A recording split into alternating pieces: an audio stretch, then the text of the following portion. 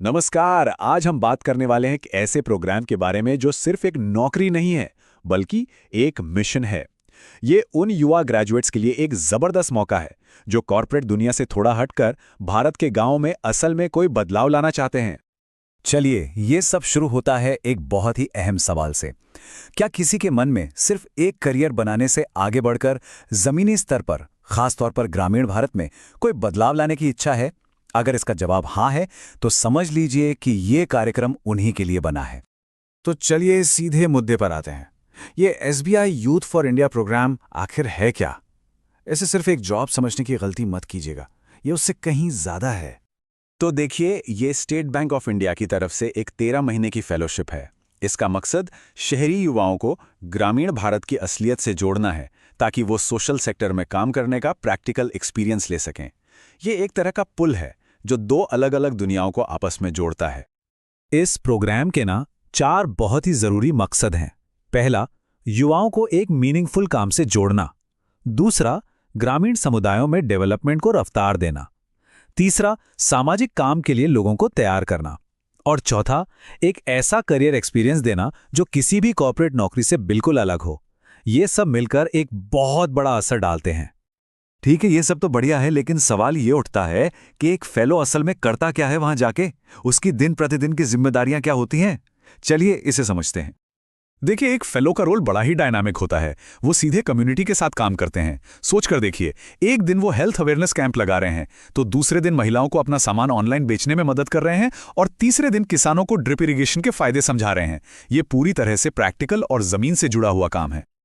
अब आते हैं सबसे जरूरी सवाल पर कि इस शानदार अनुभव के लिए कौन एलिजिबल है और अप्लाई करने के लिए किन किन चीजों की जरूरत होगी। तो इसकी सबसे पहली और बेसिक जरूरत है बस एक बैचलर डिग्री किसी भी सब्जेक्ट में। ये प्रोग्राम किसी खास एकेडमिक बैकग्राउंड की तलाश नहीं कर रहा है, बल्कि ऐसे लोगों की तलाश में है जिनमें जुनून हो और कुछ नया सीखने की इच्छा हो। एप्लीकेशन प्रोसेस में कोई दिक्कत ना आए, इसके लिए कुछ स्टैंडर्ड डॉक्यूमेंट्स की ज़रूरत पड़ेंगी, जैसे कि आधार कार्ड, आपकी डिग्रियां, फोटो वगैरह।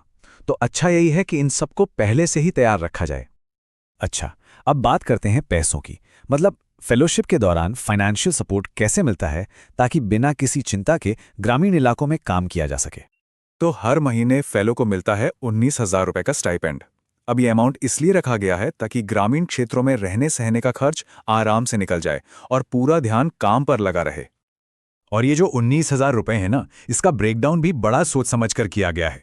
16,000 रुपए आपके रहने सहने के लिए, 2,000 रुपए लोकल ट्रैवल के लिए और 1,000 रुपए सीधे आपके प्रोजेक्ट पर खर्च करने के लिए दिए जाते हैं।